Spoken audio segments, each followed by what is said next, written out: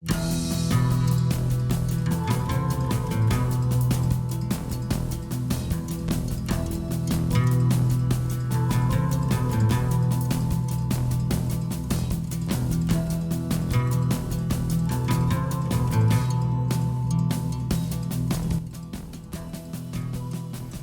everybody, and welcome back to the show. Today I spoke to author Rene Rehn. I'm fortunate enough to know this guy and call him a friend, even though he lives on the opposite side of the planet. He's known as Rene Writer on Reddit Nosleep, where he's been posting scary stories and weird fiction for almost a decade. His work has been adapted on the Nosleep Podcast on multiple occasions.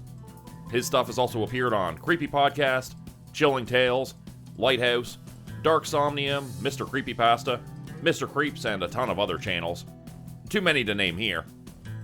The audio narration of his novel, Fuck Monsters, is also my #1 most viewed video of all time, on my YouTube channel, Grupe Horror, under the title, I'm a Professional Monster Hunter, and the series has garnered nearly 500,000 views in total.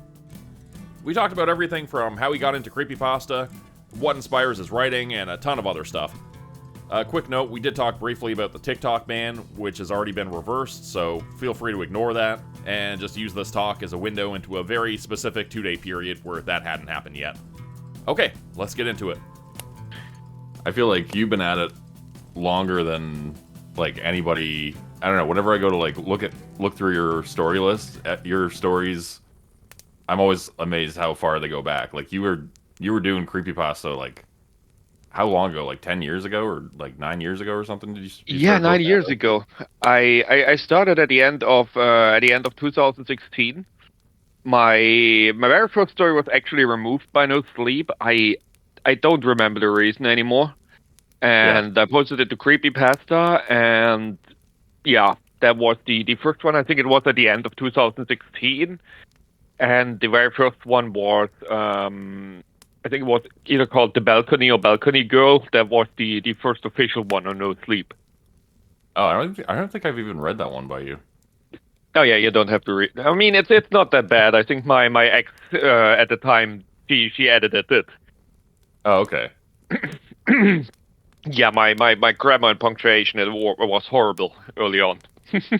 Well, I mean, considering it's your second language, like you speak German as your first language, yeah. I think it's really impressive. Like, I would never know that just reading your stuff, honestly. Mm-hmm. It's gotten a lot better. Like, I worked with like Grammarly, Pro Writing Aid, went through like grammar guides, etc., to like get a full hang on it. Because before I was just writing like sentence fragments and hang on sentences and making like, I don't know, like my punctuation was just like, okay, let's take kommata and let's just sprinkle them over the story. Just put them wherever. I think it was probably better than a lot of the stuff that's on Nosleep.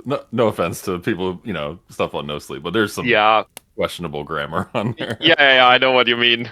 Yeah. But yeah, you definitely, like, I don't know, like, I don't even notice it in your old stuff, really, but yeah, you got a really solid grasp on the English language. Like, the stuff you write is cleaner than a lot of native English speakers, so it's impressive. Yeah, I spend really, like, I spend, I think 90% of the time I spend online is like in English, so yeah, it's just like essentially my everyday language, except when I hang out with friends or family. So okay, yeah, that makes sense. I was gonna ask you, what was your, like, introduction to creepypasta? Because, like, I know when I first posted my first Nosleep, like, I didn't even know what the fuck creepypasta was. Like, did you know what it was when you first posted? Do you remember, like, being familiar with it and, like, reading it already? I was either the late 2000s or the early 2010s, and back then I was sometimes on 4chan, but I was mostly on the literature board to talk about books and stuff, because I think Reddit has a little bit, it can be a little bit questionable in taste and what they think is popular. And on 4chan you had all these elitists who would be like talking about old classic Russian literature and that kind of stuff. So you would discover a lot more books than you would in other places. And they had the export, which was about paranormal stuff. Like people would talk about seeing ghosts and stuff like this. Right. And I remember there was a thread where people shared horror stories. And I didn't know what creepypasta was back then, but they shared a lot of these little horror stories. They were all like it was a single picture with the text in it that because they were so short. Right. And yeah, I think they named it Creepypasta. I still have 2 folders on my desktop actually because I saved all the ones that I enjoyed, and I think it's like 80 to 90 of those Creepypasta.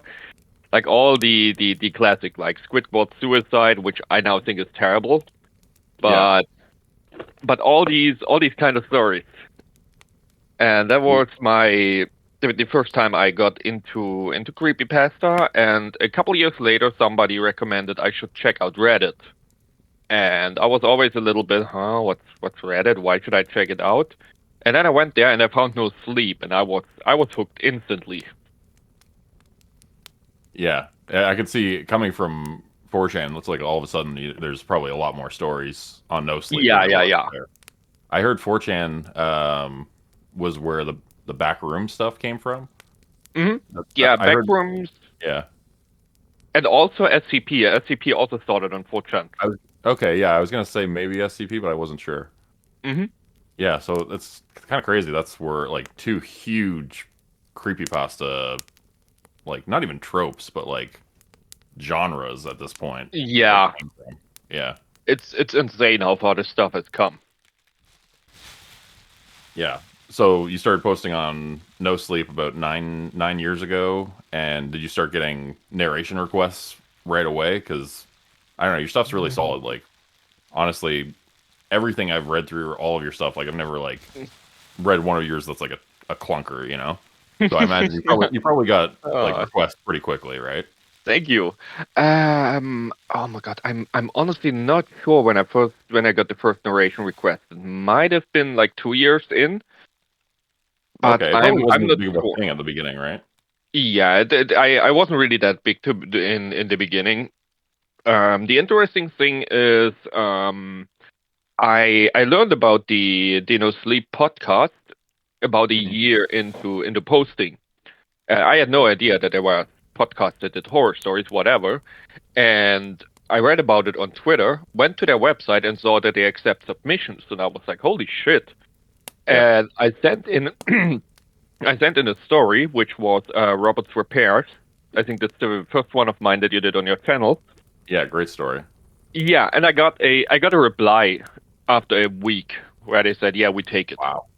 That's so fast. Like, yeah, somebody who submitted stuff myself, it takes a long time to hear back. Yeah, nowadays it takes like a year, I'd say. Yeah, I think it was the first time I sent something and it took 6 months, and then the second time it was more like a year and a half, and I haven't really sent anything in since then. Yeah, I've been sending in stuff every once in a while before because they got back to me in every, like, I say 3 to 6 months usually. But nowadays I'm just like, yeah, okay, I might send them something again, but it's not like a week or a month makes a difference nowadays because they take so long to get back to you. Yeah, there's the Dark. Is it the Dark that sends back a rejection like the same day? And then there's Nosleep Podcast. That's like you gotta wait 6 months to a year for your rejection at least. I mean, I have to say, I think I only ever got like I always send in like 2 or 3 stories at once, or maybe even like 5 or something, because I have a bit of a track record with them. Right. And I think I only ever got 1 or 2 emails where they rejected all the stories that I sent them. So everything else, it's always like a winner.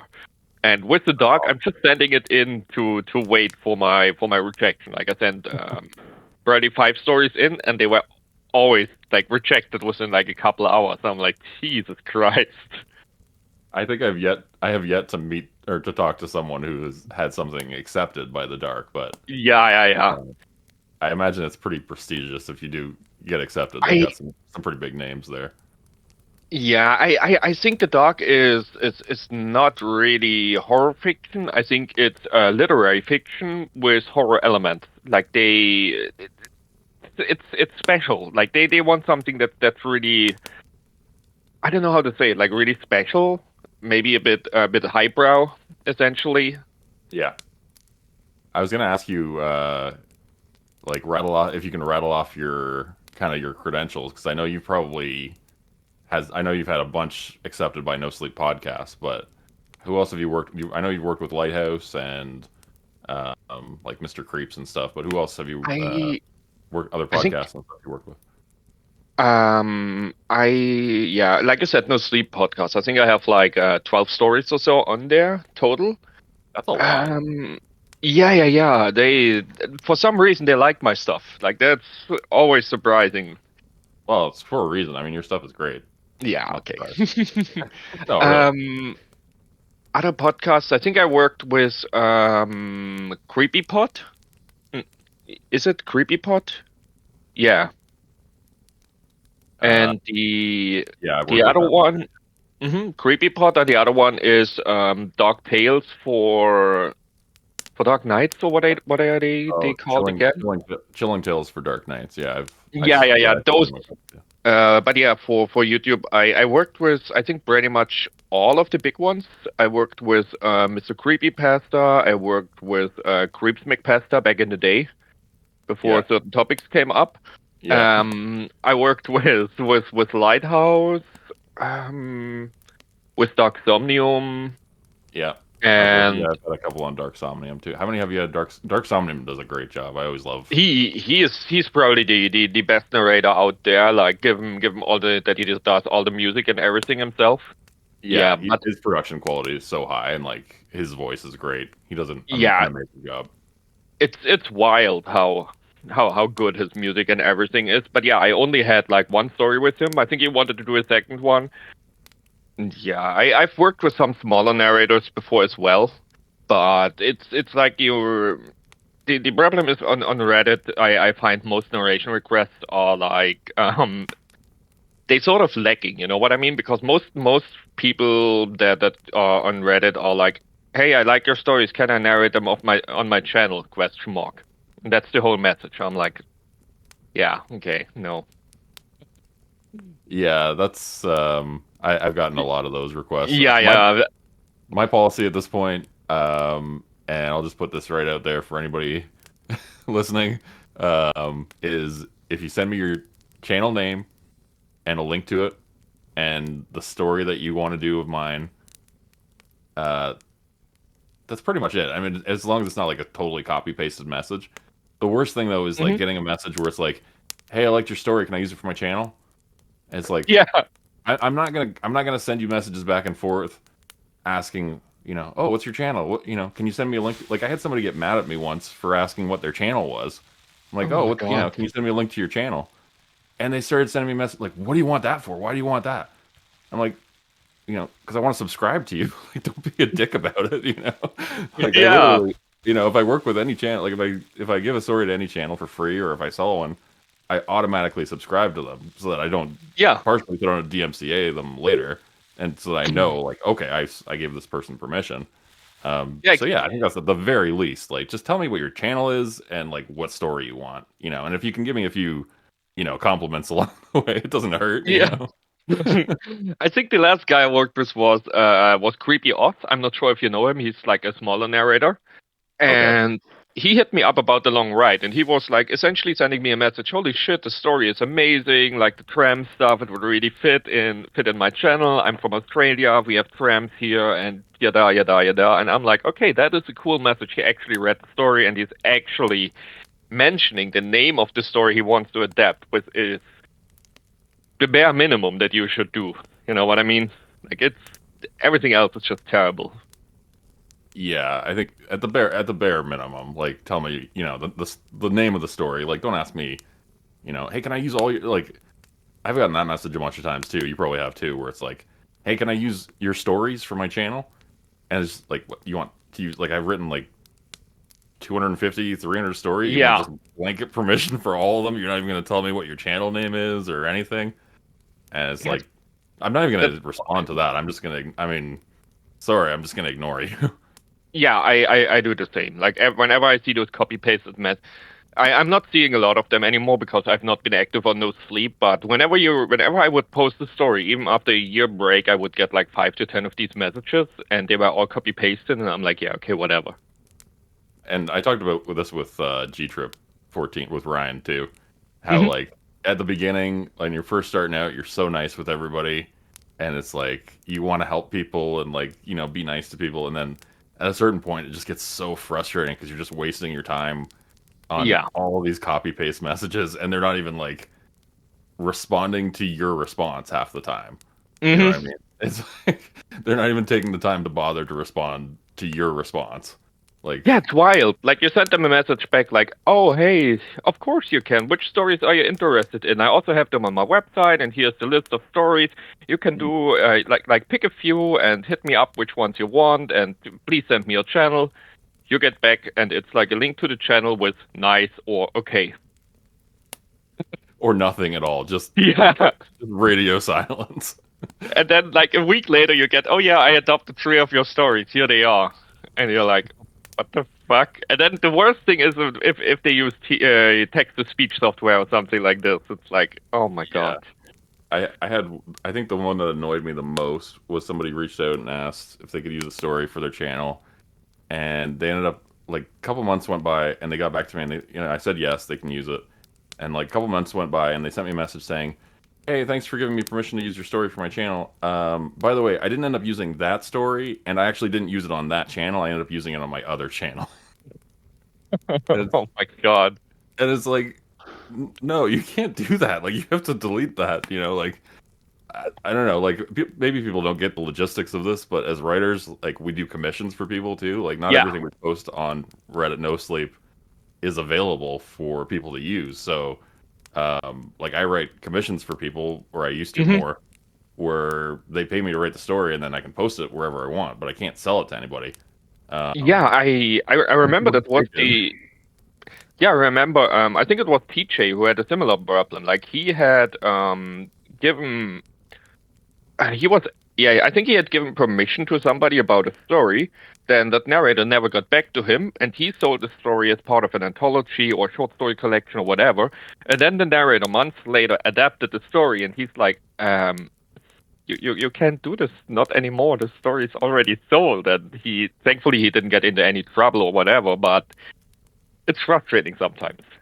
Yeah, I've heard stories where people even like gave permission for somebody to do a short film based on one of their stories, and they gave rights, and then later a big studio came and asked for rights to do it, and they had to say no because somebody else had already optioned it, I guess, for a film, even though it was for free. Oh man. And I think I'm remembering that right. Yeah, but it was like that would just be a nightmare. That would be such a sad day. I mean, you want to be nice to everybody and let people like make adaptations of your stuff. Like, I don't know if you've ever had a film made of your stuff. I haven't yet, but No. that'd be a dream. Like, that'd be amazing. Like, I know Travis recently had I got the Whistler. Oh yeah. I got a chance once where somebody hit me up, and I also got an options agreement and was paid the advance or the options fee, but nothing ever came of it. And it was like another, I think, an anthology series or an anthology movie, and they wanted one of my stories. I think it was the Lighthouse one. And yeah, but the page has vanished from IMDb since, so they're probably not doing it anymore. Oh, that's cool though. I mean, that was a great story. I could totally see that as a movie for sure, like 100%. Yeah. It was also. It wouldn't even. I don't think it would even be that expensive to make. Like, I guess the creatures, not to spoil anything for anybody, but like the creatures would be a little bit more expensive. But it is that really good thing that I think producers are looking for, where it's like an isolated location and it's not. Yeah. It wouldn't be expensive, production wise for that aspect. Yeah. Anyway. It was also done by I'd not say seasoned director, but somebody who was already successful and had actually made like an anthology horror movie that I think he crowdfunded it via Kickstarter or whatever. I don't want to mention the name right now, but he'd already done like a movie, and he wanted to make the concept of the movie into a TV show or series or whatever it was. Okay. So that was really fucking amazing. Oh, that would have been cool. Yeah, It was the most interesting thing was like I had to obviously I had to talk to the people because of the contract and anything. Yeah. And I remember I put it off. Like I was like, okay, I need to print out the contract, I need to sign it. And then Yeah. I eventually got an email, hey, you need to sign the contract this week, otherwise it might be too late. And I'm like, oh my god, I completely forgot. And then I wanted to print it out, and I think it was Friday. And my printer didn't work. My printer was broken because I hadn't printed anything. I didn't know that it was broken. I'm like, oh my god, I can't print the contract. So Yeah. I went over to my friends, and I printed it there. And I wanted to call them to tell them that it's probably just going to be there on Saturday. Is this still okay? And Yeah. so I actually called like the film studio office or whatever. And somebody told, and there was a lady on the phone. And she's like, I'm not sure if our executive producer is in right now, so maybe you could get back to her via email because I'm not sure when she's coming back." And I'm sitting here like, holy shit, I'm actually talking to people that are like actually really high in the hierarchy of like a film studio or whatever it was. That was a wild experience. That would be wow. So it was like Yeah. was this a big studio? I don't think it was big. I have no idea who it was or what it was anymore. Do you remember the name So- at all or no? No. Oh, okay. I could probably look it up in my emails, but I don't think it's that important. Yeah. Okay, I'm just curious if I had ever heard of them, but yeah, I'm no expert by any means. Mm-hmm. Yeah. So if you could pick any one of your stories to be adapted into a movie or TV show or whatever, which one is there a particular one that you would love to see in visual format the most? I have to think. I mean, obviously the Monster Hunter, but that is a novel, so we're not going to take this one. When it comes to other ones, I think either the Lovecraftian one with the giant castle, I think that one's really cool, or the Bizarrerie of Monsieur Delancey. I think yeah, it that is would be a this really one good one. too. Yeah. That one's really cool. Yeah. Like because most stories that I've written or that pretty much everybody writes on those sleeps are basically just normal person comes into contact with scary things, scary stuff happens. And I think the Bizarrerie is a little more nuanced in its message. You know what I mean? About like seeing the world as a child again and the beauty hidden once you're an adult. I could So I totally think- see that. I could totally see that as like a 30-minute, like Tales from the Void in like Oh, a mini yeah. series or something. It would be perfect for that. Oh man, I need to submit stuff to them. I completely overlooked this. I think everybody submitted, and I'm like, yeah, okay, I should probably submit something, and then I completely forgot about it.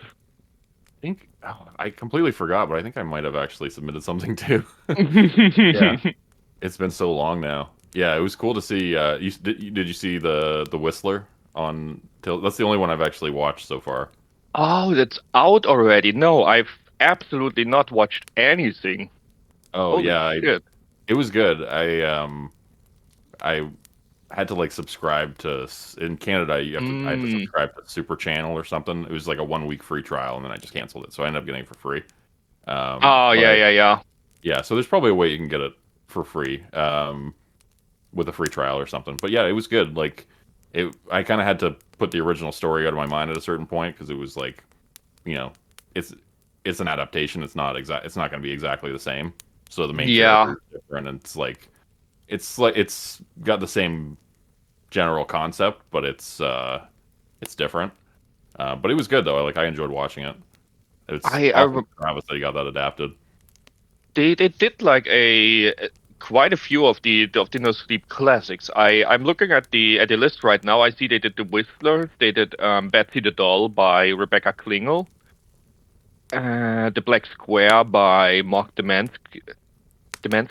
Oh my god, I'm not sure what the exact name. Yeah, and then a few more that also are really popular.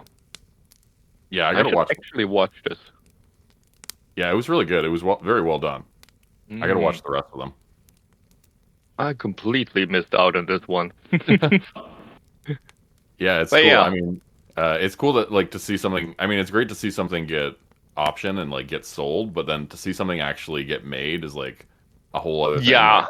I was talking to Victor Sweetser, Rick the Mhm. intern, who read the House on Birch Street, sold. Is going to become the occupant from New Line Cinema, but he was Mhm. saying something like only 10% of things that get optioned actually end up getting made, which maybe I'd heard that figure somewhere before, but I forgot it or had never heard it before because that's kind of wild. You know that you have like Yeah. basically a 10% chance if something gets bought that it's gonna actually get made. It's Like it's absolute. we just assume like Left Right Game and The Spire in the Woods and all these things are gonna just get made, but we don't actually know for sure. Yeah. Like I was going to point out Spy in the Woods because I remember I I always read like the first two parts or something back in the day and never read the full thing. And then I wanted to read the full thing and it was completely scrubbed everywhere. Like you couldn't get the book anymore, you couldn't read the story on Reddit anymore. And I Yeah. found out that it was like optioned to a movie produced by I think by Spielberg even. Yeah, Steven Spielberg. Yeah, and that's been like 10 years ago or like 8 years ago. And there's nothing about it. Yeah, I mean, I would hopefully it'll still get made, but Yeah, I hope so too. I imagine the author and people involved can't really talk about it at this point. Hmm. Yeah, it'd be kind of a bummer, you know, like the high of getting something sold and then the low of it just sitting on the shelf Yeah, indefinitely. really is.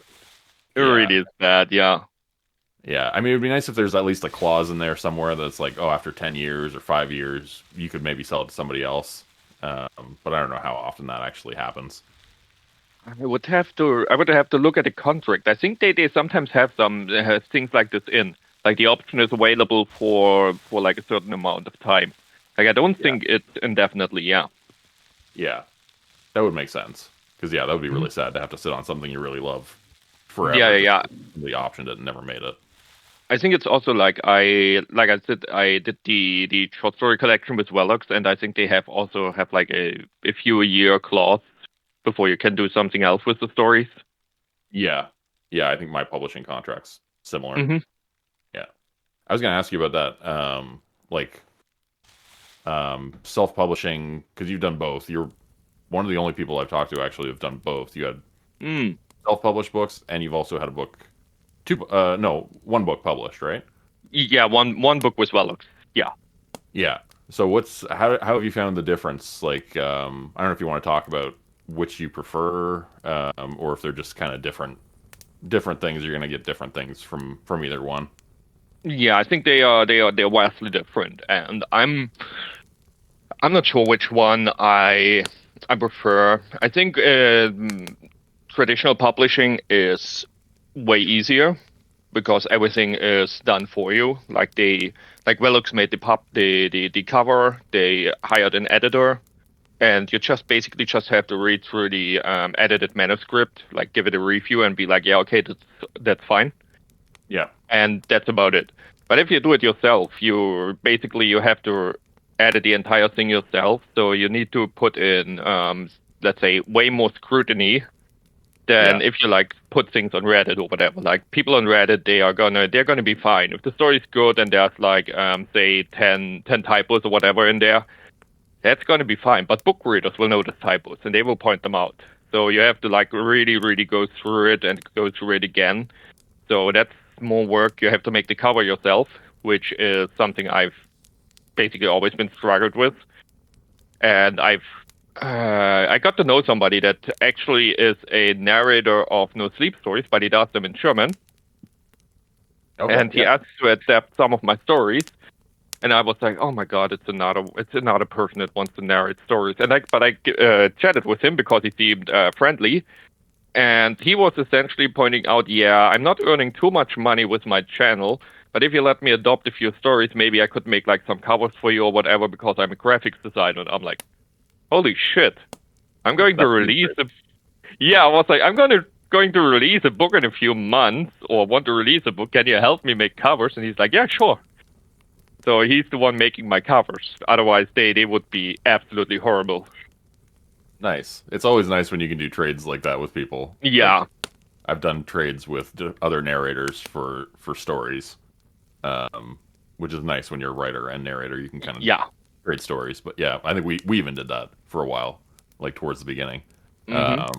But yeah, Oh yeah, so yeah, yeah. We did. yeah, but that's nice though when you can get things via trade a little bit. And so which covers did he do? Because I've seen I think I have all your books. I've seen most of your covers, Oh yeah, if not all of them.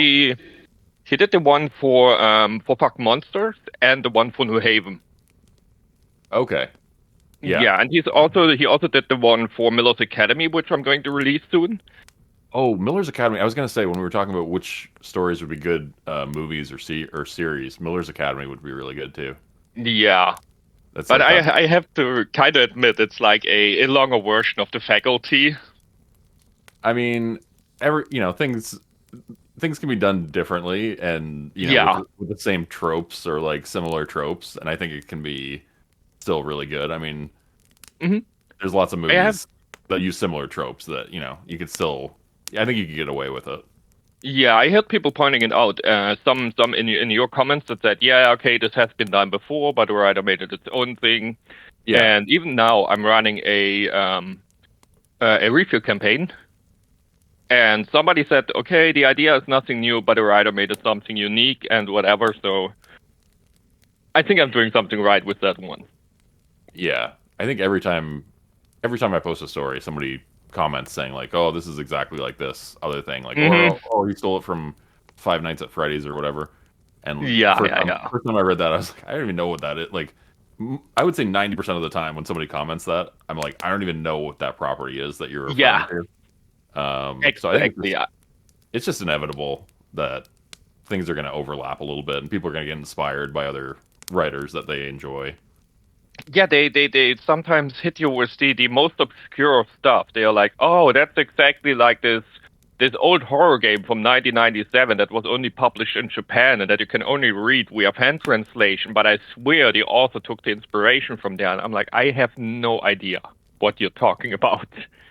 I remember somebody commented on your Monster Hunter series on my channel.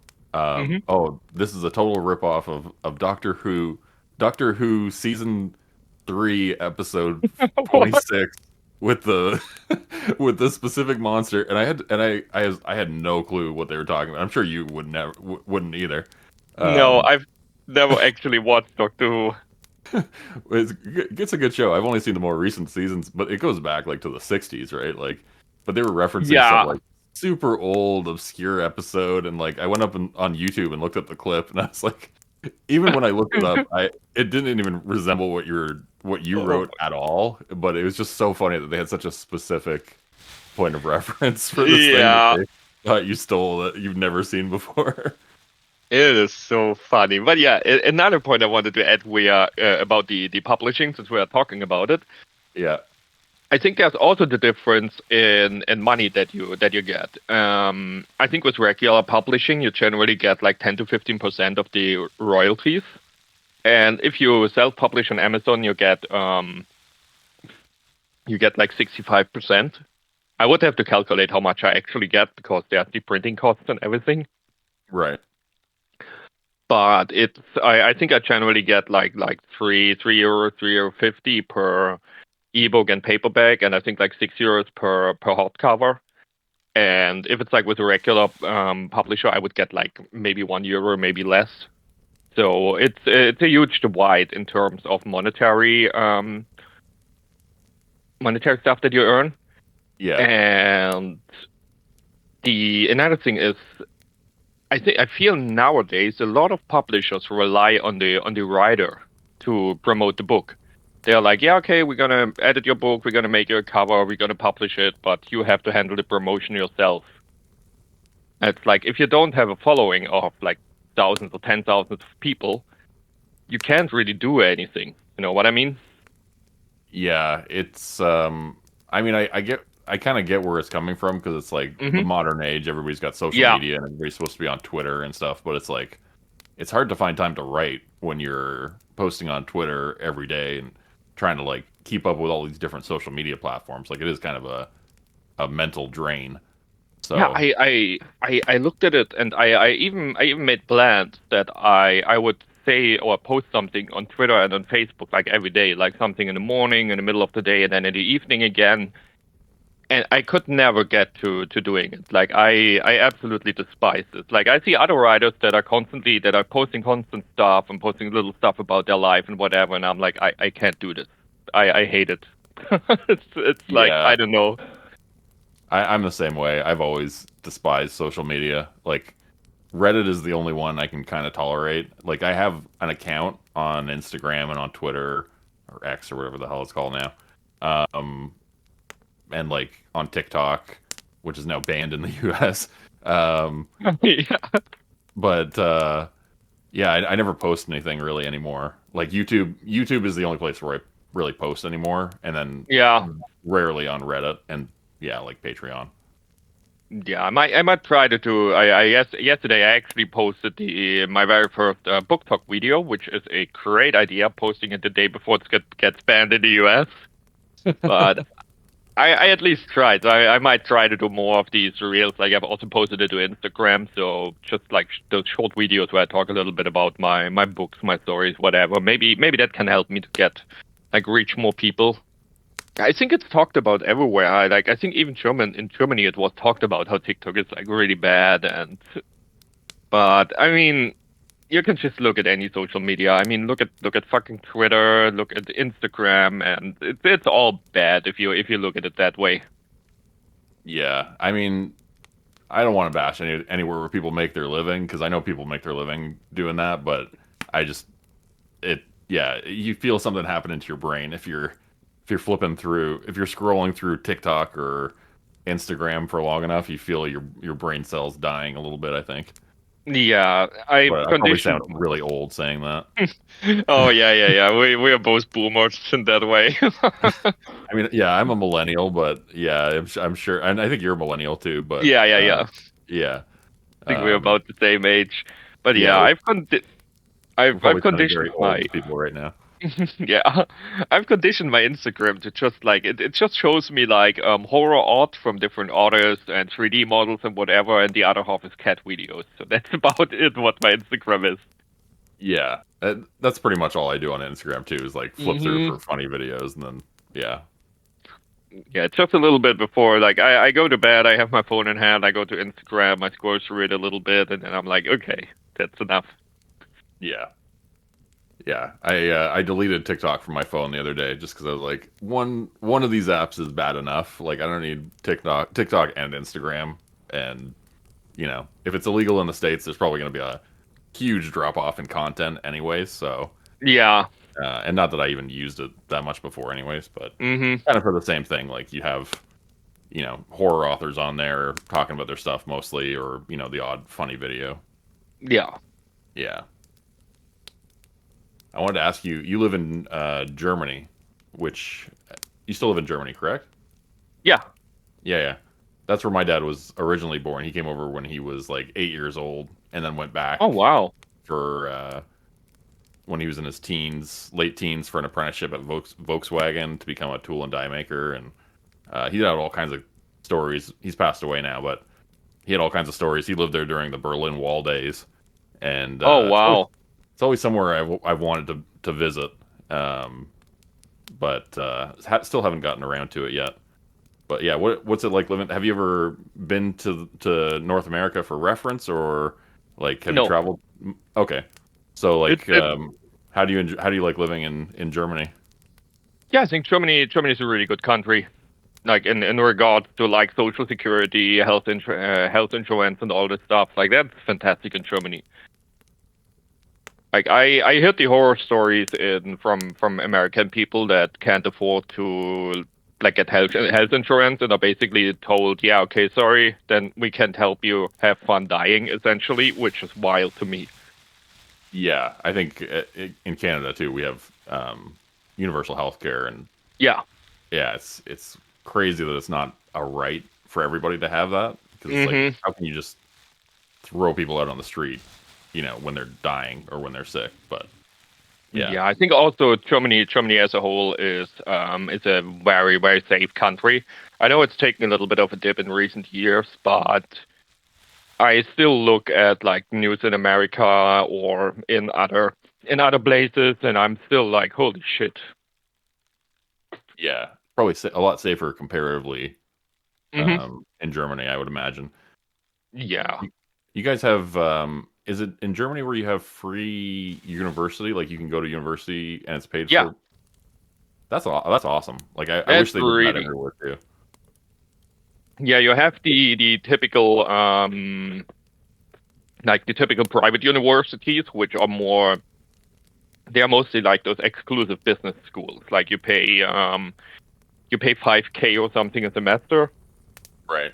and then you get into like some prestigious business school where you have like all the business contacts, whatever. But I'm not gonna like badmouth it too much, but I think it's more something for the kids of rich people to get all their contacts out there, like to get to know everybody in the business industry essentially.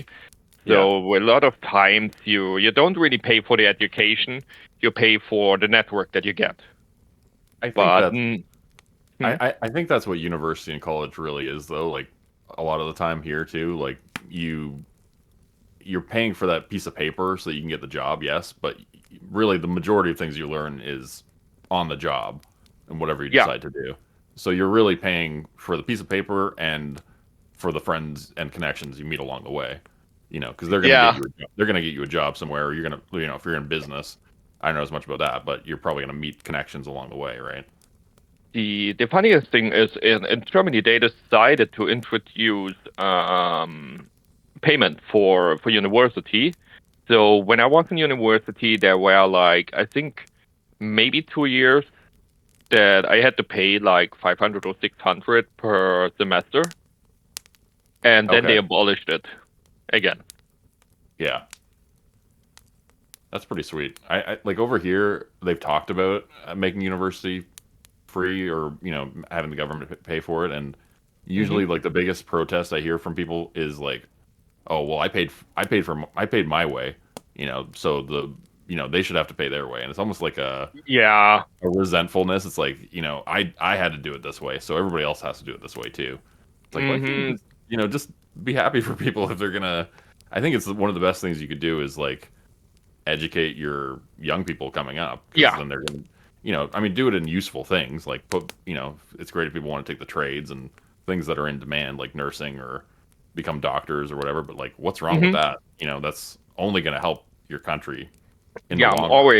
I'm always of the opinion that the most advantage thing or the biggest thing that a country or a government can do is invest in education. Yeah.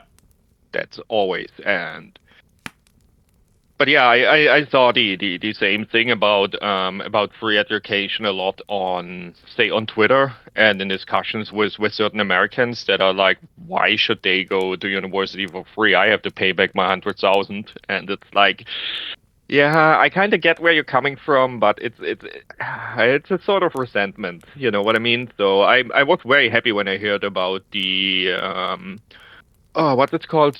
The student debt that's going to be like lowered or taken away under the Biden administration. You know what I mean? Yeah. I think that I saw that announcement too that they were going Hmm. to, I think it was called the student debt relief program or Yeah, something like that. exactly. Yeah, I think I that know is exactly. Yeah. really a really good thing. Like, I Yeah. mean, I heard from people that studied medicine that have to pay back like $300,000 or whatever, which is insane to me as somebody who's from Germany because I got student aid and I had to pay back like 8,000 euros because that was literally the money that I needed for food and rent because I didn't have a job, you know, since I was at Yeah. university. Yeah, I've heard it's 4 or 5 times as expensive in the States as it is in Canada. But even here, I had a friend who had 6 figures in debt from Oh my going God. to college. Yeah, Yeah, and then yeah, and the worst thing is if like I'm a proponent of the humanities, so I always think you need people that are studying the humanities, you know, like literature, art, whatever. And I'm not gonna go too hard, but a lot of those degrees aren't really gonna get you a good job. You know what I mean? oh yeah, 100%. I've worked Yeah. at call centers with people with, you know, university degrees in literature or philosophy.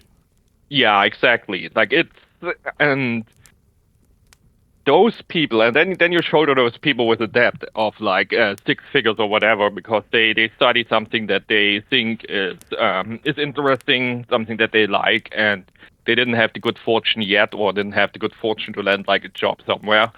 And a lot of times, if you study philosophy and your idea is like, basically, I think a lot of people that studied philosophy will end up in human resources or whatever, because they kind of know how to read people or things like this, and Yeah, I think it's really hard.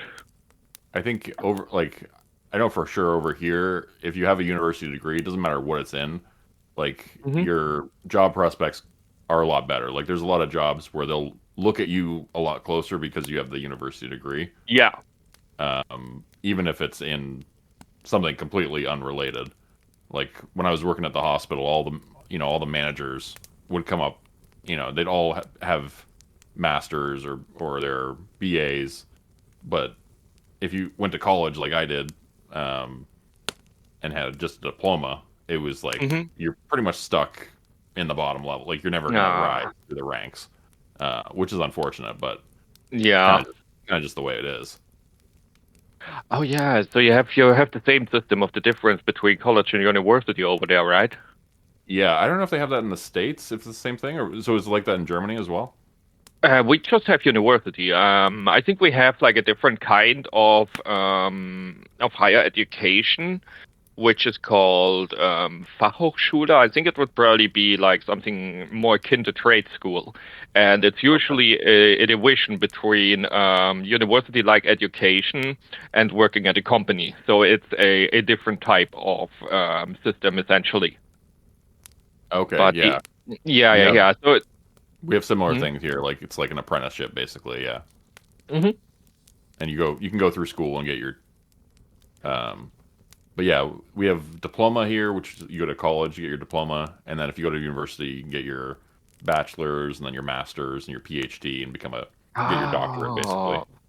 Yeah. I think But if you yeah. just go to college, you can't you can't get your master's or your doctorate. That is interesting. Like we in Germany, we just had the diploma essentially. Like that was the thing in Germany. Like that is the in Germany it's the equivalent to a master's, because you get a diploma after like 5 to 6 years in university.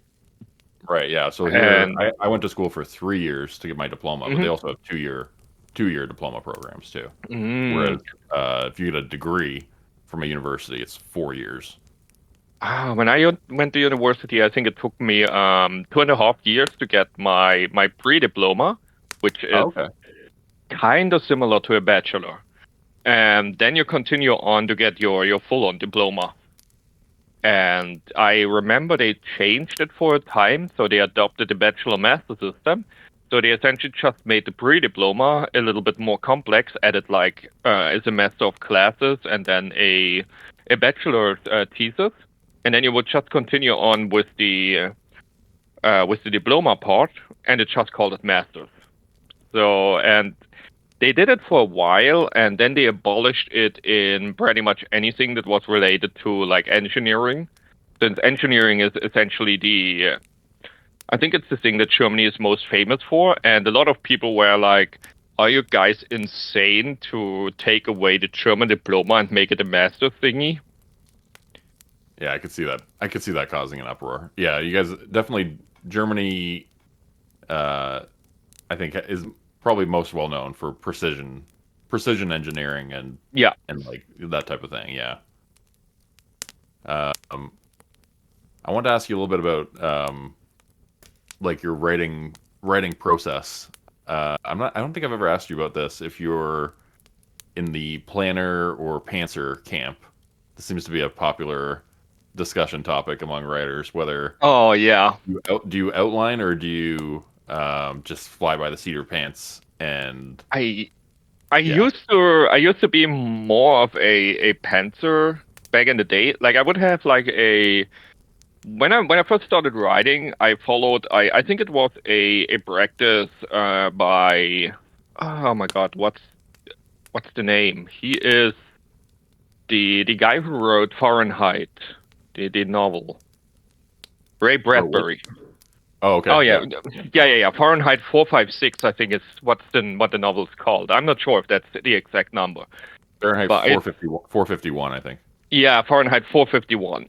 And he suggested a practice that you write the title of a story first, and then you write the actual story. And so I would sit down and I would write down story titles, and those would become like the first 20 or 30 stories. So I would make up an idea after I'd written the title. And those were mostly like pantsing. Like Yeah. I had a title that is called, I think Robert's Repairs was one of them. And I thought, the idea, what could this story be? And then I thought about, okay, it's a man that can repair everything. So he's repairing animals and people too. And I started writing, and while I was writing, I got the idea that obviously the narrator is involved in this. Like he witnessed him repairing a human being, and then I came up with a twist at the end. So not to spoil it too much. But later on, I had like more complex ideas for stories. And so I would start to make like little outlines where I would put down the major points. But I got really used to it. I think when I wrote the Monster Hunter thing, Yeah. I basically first thing of the day I did, I would outline like 2 or 3 parts, and then in the afternoon I would write 1 part. And I went through this the entire way. Like my outline was usually like 1,000 to 1,500 words. And then the full part was like 3,000 words. Like they were very detailed outlinings. Oh, wow. That's pretty time consuming. Oh yeah, but it helps a lot to keep like to keep sort of on track with the full story. There were obviously parts that I completely changed. Like I had something near the end, and I read through my notes, and I was like, yeah, okay, this is dumb, and wrote it entirely different for 2 or 3 parts. Yeah. But it really, really helps to at one point you kind of you have something that you can stick to, and it also helps when you're in the writing process because you already know where the story is going. So the outlining for me is sort of a way of discovering where the story could go, without sort of vomit crafting it down. Like even when you write a vomit crafted bird, it takes like 3 to 4 hours or like 2 hours if it's like a 3,000 word story. Yeah. And when you outline a 3,000 word story, and let's say you vomit outline it, it takes you like half an hour or an hour at the most. And then you have something that is already sort of a framework that you can base the real story around, and it really helps with writing because you're not going to sit there like, fuck, what's going to happen next? Okay, they are right there now, and I want to go, oh my god, what do I do? And that is something I had before with stories, where you're just like, you can't figure out where to go next, but if you have an outlining, it really helps. Yeah, I could never get into it that much, but occasionally, the closest I have now is like occasionally I'll get an idea that's like fully formed almost, where within maybe a couple minutes I'll know the beginning, middle, and end of the story, and sometimes like I really want to just like get it down somewhere in short form so that I don't forget it. So like I've had an idea for a novel kind of kicking around in the back of my mind for a while, and then I had a kind of a twist on the idea last night or the night before, and I was like, okay, I want to get this down so I don't forget it. And so I ended up writing out the whole outline of the novel basically, but it was only like a page long. But yeah, I've never been able to outline. Like I'm always been in more of the Stephen King camp where you just like sit down. Sometimes I'll be doing dishes a little bit beforehand or something, or some chores, and I'll be kind of writing in my head a little bit before I sit down, and then I'll sit down and start writing the scene that I had in my head. But yeah, like I always just kind of fly by the seat of my pants. I can never get the outlining thing down really. I think I did that. I think I did it with New Haven. Like I had an outlining, and I would slowly like completely move away from the outlining, and I would just write what was on my mind. And I actually wrote myself into a sort of corner where I was like, shit, where the fuck do I go from here? I could look over at my outlining, and I'm like, yeah, I know where the end of the story. I know what the end of the story is, but I don't know how the fuck I get from where I'm now back there to the outlining, because I diverged from it so much and added so much, and I got so frustrated. I wrote the entire Monster Hunter novel in between working on New Haven because I was so frustrated. Wow. And and then I got back to it and I was like, it's actually not a corner, it's just a red herring. I can go from here, and then I just go back to the main plot where I twist, and that was it. Oh, nice. That's smart. Yeah. Yeah. Yeah, that's really smart, actually. Yeah, just use that as a red herring rather than trying to write yourself out of a corner. Oh yeah. But I think the reason I got so used to planning is because I would occasionally do brainstorming sessions. Like I would spend like an hour or something a day and sit down and I would just write down any idea that I got. So I write down, okay, haunted warehouse, and then I write down, okay, 3 kids, they go to a warehouse, there's creepy stuff happening, and would slowly put down the ideas. And I would end up with, I think, like 150,000 words just of ideas in bullet points. And wow. I think I did it for like a month, and I was like, yeah, okay, I think I can stop now. I barely have like 500 ideas in there. Yeah. And not all of them are good, obviously. So I think like the majority is like just standard cookie cutter creepypasta bullshit. But there are some really good ones in there as well. But I think that is why I got so used to planning. So whenever I had like an idea for a new story, I would sit down and would do sort of these brainstorming sessions and would just note down what comes to my mind when I think about the idea. And so I would end up with an outlining. Yeah, I did a similar thing where I had a list on my phone, just like a Google Note of story ideas. And I eventually stopped because they were just piling up, all these stories. And I still have the note on my phone. But I don't know. I just found like the majority of them I never really wrote. They just kind of started piling up and piling up and piling up. I heard another good quote from Stephen King. I heard one time was like the good story idea. He said he never writes down story ideas because he said the really good story ideas are like it's like a colander full of rocks or pebbles, and like the really good ones, the big ideas, get stuck in the colander, and the little ones fall through. You know. Yeah.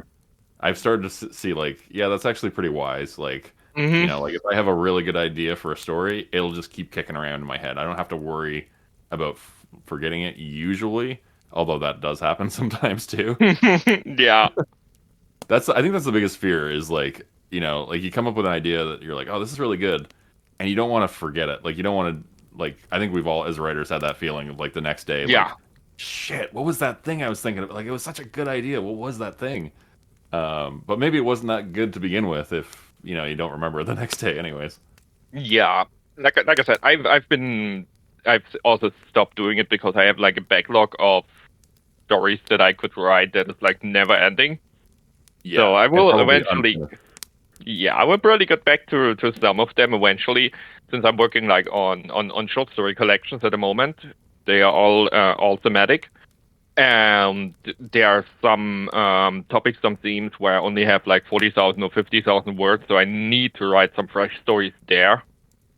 But that's probably about it.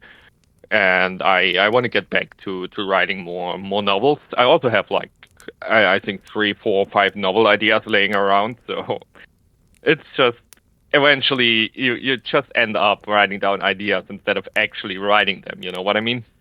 Yeah, 100%. Yeah, that sounds very familiar. Yeah, and since you said the good ideas stick, the Chester story had been on my mind for I think for at least a year before I even started outlining and writing it. Oh yeah, that was a really good story. It was interesting because I wrote an SCP story about and it was based on an SCP. And again, 100% unrelated. I'm sure you have probably never even read this SCP, but I wrote it for Dr. Nosleep's podcast, and it was also about a jester in like another dimension who kind of not pulled the strings, but it was like a jester king. So it was interesting, but that was a really good story, and it was beyond it being a jester king. There was like virtually no similarity. But yeah, that was a really interesting story too. I thought that one was really cool. Yeah, it also went through like I think even writing the damn thing took me like 3 months or 6 months because I was like Yeah, because originally it was like just the idea, okay, there's some Lovecraftian dream entity that is influencing people. And I thought about, yeah, okay, that's a little bit simple. And then I got another idea, okay, it's trying to influence people and people do crazy stuff to get away from it. I was still like, yeah, it's still a little bit simple. And it kept adding up and adding up and adding up, and then it came like to the philosophical idea between free will and determinism, and I'm like, okay, now we got something that's good. Yeah, that one stuck with me. After I read that one, Hmm. that's one of those ones where I was thinking about it afterwards, and I was like, yeah, I think I said to you, like, I would have probably just tacked on some, like, monster encounter or, like, some big battle scene or some, Hmm. fight at the end. But I think what you did was so much more intriguing and, like, makes the reader think afterwards a little bit, and The it's not your typical creepypasta, especially Yeah. the ending. Yeah, I think it was the inspiration for it in part was Nausea by Jean-Paul Sartre. I'm not sure if I'm pronouncing the name correct, but he was a French philosopher who wrote fiction. And there's a part in Nausea where the main character freezes in the middle of a plaza or in the middle of the street because he realizes he has all the possibilities in the world around him. Like he can do anything right now, and he freezes because it's so terrifying. Hmm. I think Well, it might be near the end. It might be a little bit. I searched the end of the book for the exact scene, but I didn't find it. So it might be earlier than the ending. But it's a fascinating book. Like it's essentially it's existentialistic writing. yeah, it's an interesting Hmm. debate. It's an interesting thing to think about too, the free will Yeah, versus determinism. I don't know where you fall in that. I don't even 100% know where I fall in that debate. If I believe 100% in free will, or if we're on like, if we all have a destiny kind of thing. I think it's sort of a falls into a sort of a middle thing. I think we are free agents, but obviously our environment is influencing us. Like if you grow up to parents that are academics, you most likely will follow and become sort of also an academic or whatever. Or if you grow up into a farming family, especially back in the day, you would end up a farmer yourself. So you're sort of influenced. You're the product of your environment essentially, but you can always break out of it. There have been people who grew up like dirt poor, whatever farmers, and became like writers, academics, researchers, travelers, whatever. But I think I used the word correlations. I'm not sure if that is the right word when it comes to things that influence us. But I think that's a big part of where we fall and where we exist and how things come to be. But I still believe free will is a thing.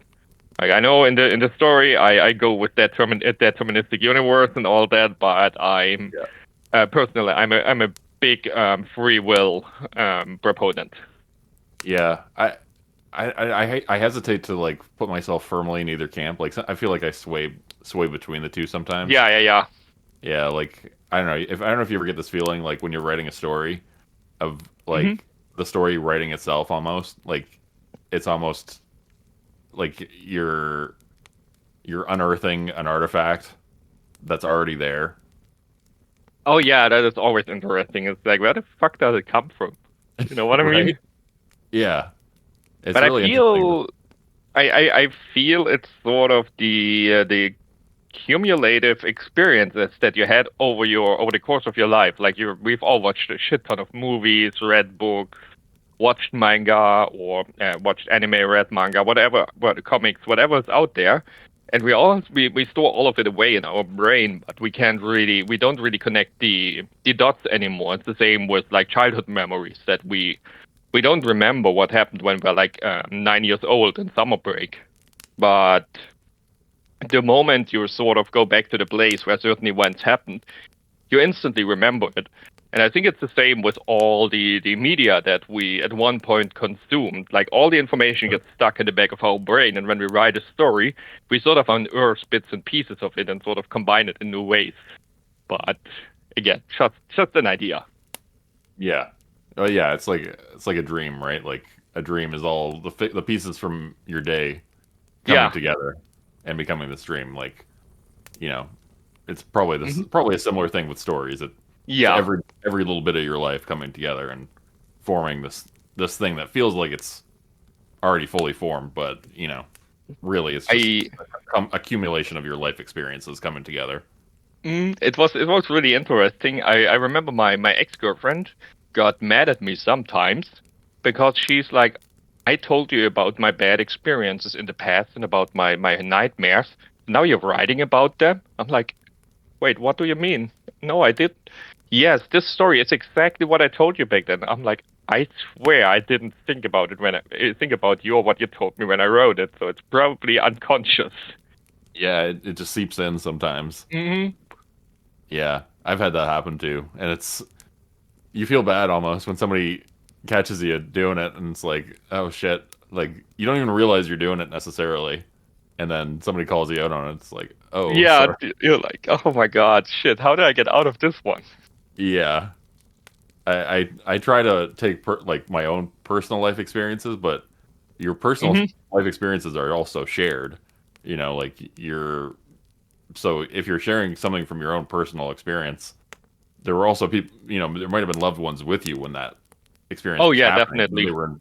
And they were involved with that experience. So, by sharing your own life experience, you're also sharing theirs, which is not always something that people are consenting to if you're just writing off the top of your head, No, yeah. I think there was a quote by a very famous writer. I'm not sure. It might have been Margaret Atwood, but I'm not sure if it was her or somebody else. But the quote is essentially just like, whoever survived childhood has enough material to write for a lifetime. Yeah. Yeah, I would say that's accurate. Mm-hmm. Yeah. All right, man. Well, I feel like I've taken up a ton of your time. I really appreciate you taking a bit of time to talk to me today. And it's all good. It's all good. That was fun. Yeah, it was fun chatting with you again. Hopefully, we can do this again sometime. Yeah. Yeah. I'm always available. Is there anything you want to promote or plug before we go? I mean, I think if people are interested in my work, I would suggest they should check out New Haven, because I think it's probably the most competent thing I wrote, the most constructed. I think Fuck Monsters is a good novel too if people just want to have fun, but I think New Haven is more competent. So if people want to check out something that I wrote and buy a book, then it would be New Haven. Okay, cool. And available on Amazon, and I'll link it in the description. And everybody can find all your books through your website as well. What is your website again? Rehnwriter.com. Rehnwriter.com. Okay. Yeah. And I'll put everything in the description. Yeah, your books are awesome. Like, all your stories, all your books are awesome. It's not Silverback the Wolf King now. It's The First Few Times Always Hurt, right? The Velox collection. Yeah, I think the paperback is still the Wolf King, and I think the ebook got like recovered as The First Few Times Always Hurt for some reason.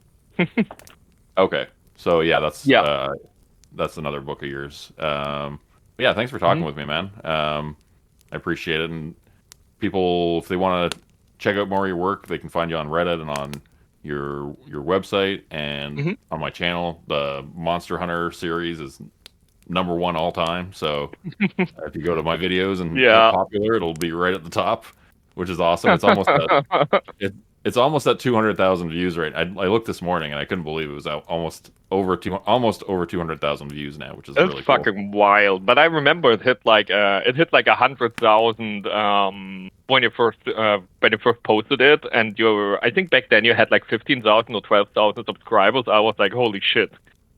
Yeah, it's blown everything else out of the water pretty much, especially if you consider that it was multiple parts, and then I posted the compilation, and the compilation is the one that's almost at 200,000. The other ones are, also probably like 100,000 or more. So yeah, it's like 9 hours long. That is the next thing. I'm like, whenever I see like, I sometimes try watching like those longer videos, and I'm like, Oh my god, I can't do this. Like I've been I've been like to premieres when you posted my novels, and I listened to like 3.5 hours, obviously, but it's because it's my stuff. Yeah. So I wanna hear the adaptation. But when I Yeah. see like a video that's 3.5 hours and it's just somebody reading a story, I'm like, holy shit, I'm gonna blank out. No, that's too much. I can't do it. I think what it has going for it too is aside from it being a great story, is that it's very episodic. Mm-hmm. So like you can, you could listen to one or two parts and then go do something, come back to it like a week later even, and just dive right back in because Oh, it's so episodic, which is something I strive for with the Hollow Zen stories, and it's so hard. Like I always end up referencing old things and bring back old stuff, and it's like ideally though, like anybody could just walk in at any time and start listening and be oh like, yeah. It, that's like ideal, right? I think what made it was like the idea that I wanted to essentially write like a seasonal anime in like book form. So I took like the way that those animes work and are structured. So you have like early on you always have like the episodic stuff for the first like 5 episodes or a handful of episodes or whatever, and then you slowly introduce the plot, but you still keep it sort of episodic with the plot happening sort of in the background. And Yeah. that's exactly what I did with the series. Yeah, and it just builds and builds, and the monsters get Mm-hmm. bigger and bigger and scarier and Yeah. scarier. Yeah, yeah. If you ever write another one of those, please let me know because I will definitely narrate it for you. That's I've been I've been thinking about it, but it's so hard to come back to. Okay, we saved the end of the world or the end of reality. So what are you gonna do next? You know what I mean? yeah. So it's a bit. How do you make the stakes? Because you always got to make the stakes higher for a sequel, right? So how do you make the stakes Yeah, higher than saving all of existence?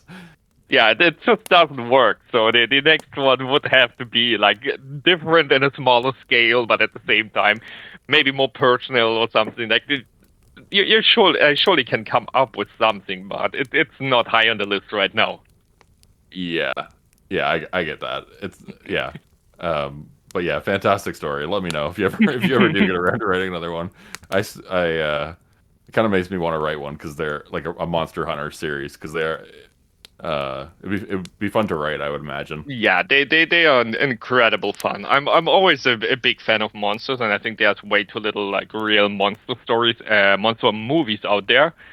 Like I always loved monster movies and like aliens and all this stuff, and there's so little of them.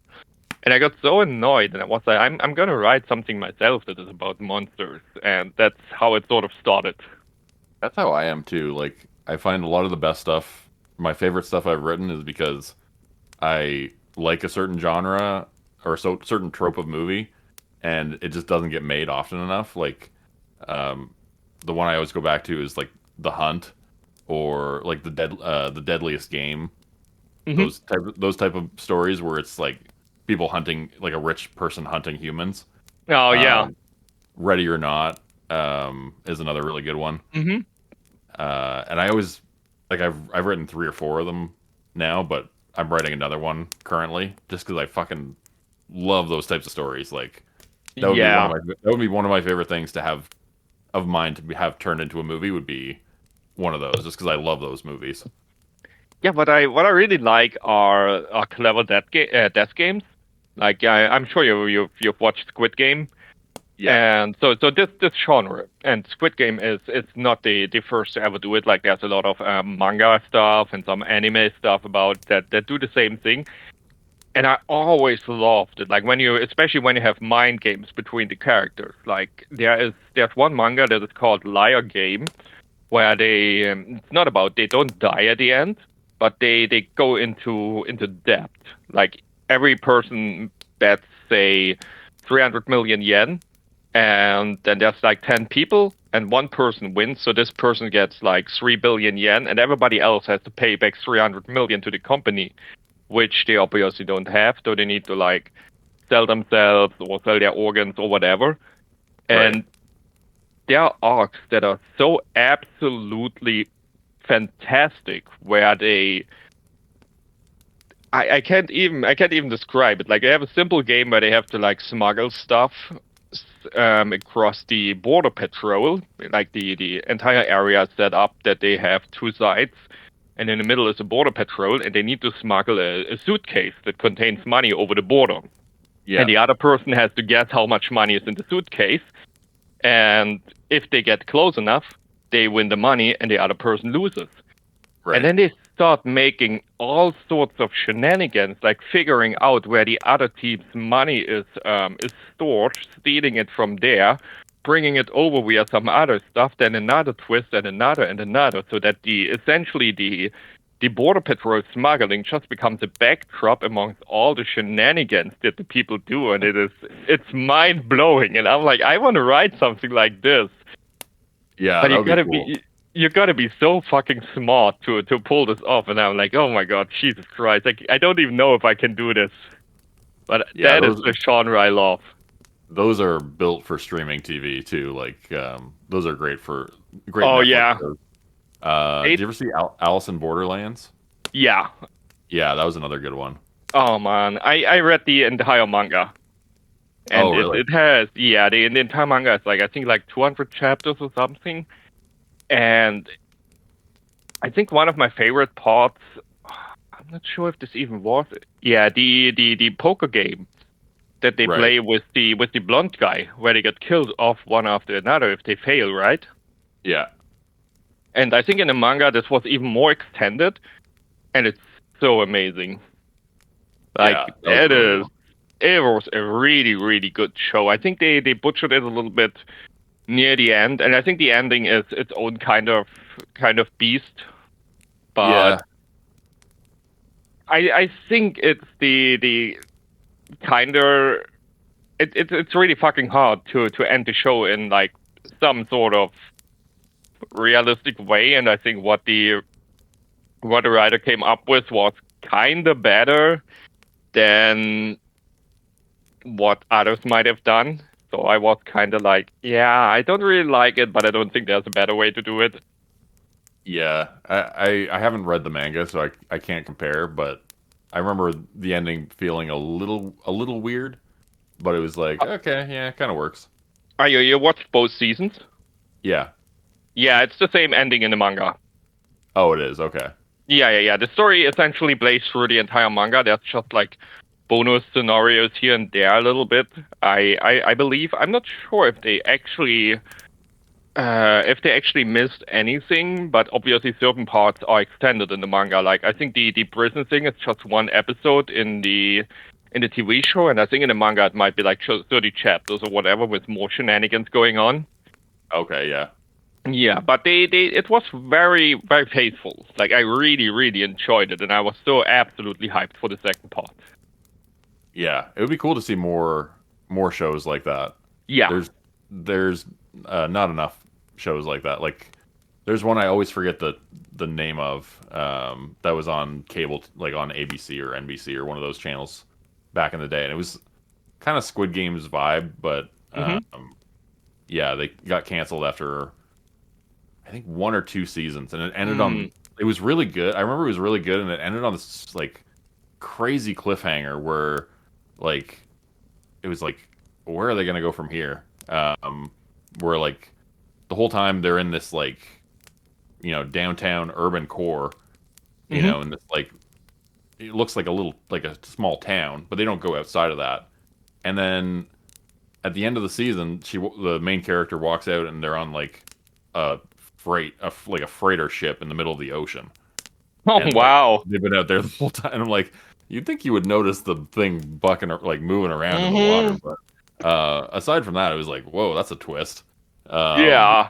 But yeah, it was like, yeah, I love shows like that. They don't do those often enough. I'm sure they're hard to pull off with like a plot and, you know, to put it together and everything. Yeah, I think the only two we really have that are super popular are Alice in Borderland and Squid Game right now. Yeah, I'm trying to think of other ones. Like, there was the escape room movies, which were kind of good. Which were you know, a little different, but kind of like a game sort of vibe. Yeah, I think they were kind of okay, but they had a little bit mixed feelings to them. They were a little bit over the top at times. I enjoyed them well enough, but it was like nothing that like really comes to the. But I also have to say, like Squid Game was also a little bit like the games were a little bit kinder. Like if you compare to Alice in Borderland, the games in Squid Game were boring, and Alice in Borderland was like completely over the top with the games at times. Yeah. Squid Games felt very grounded. Like it felt like I could see this happening somewhere. Like I could see a billionaire, or a bunch of billionaires making. Oh yeah. Like it felt I like think this could happen. Yeah, I think that was also the major theme of the entire show. So I enjoyed it well enough, also for the message, and I think it's a very very Korean cultural thing, because I think the poverty rate or the divide between rich and poor has gone very far over there, and there's a lot of people who like either make ends meet or just are not able to. And I think it's also a theme that came up in the movie Parasite, if you've seen this one. No, I haven't seen that one actually. I gotta watch that. Oh, that one is really good. Like I watched it, I did like it won like a multitude of Oscars, so I was like, okay, it's probably gonna be good, and I was still blown away by how good it was. Yeah, that's one people keep telling me to watch it, and I gotta sit down and actually watch that at some point. Yeah, it's like I think it's like 2.5 hours or whatever, but it doesn't feel you don't feel the length personally. Yeah, that's definitely one I gotta watch. I gotta catch up on a few movies. All right, man, I should let you go. Yeah, I appreciate you chatting with me though.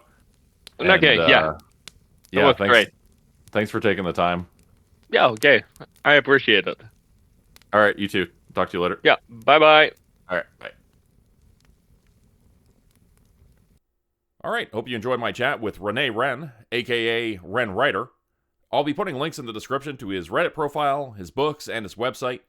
I'm really looking forward to seeing what else he comes up with in the future. His stories are some of my personal favorites. Thanks for listening, everybody. Please like, subscribe, leave a comment to let me know what you thought of this episode of The Group Project, and who you'd like to see interviewed next. Have a great night.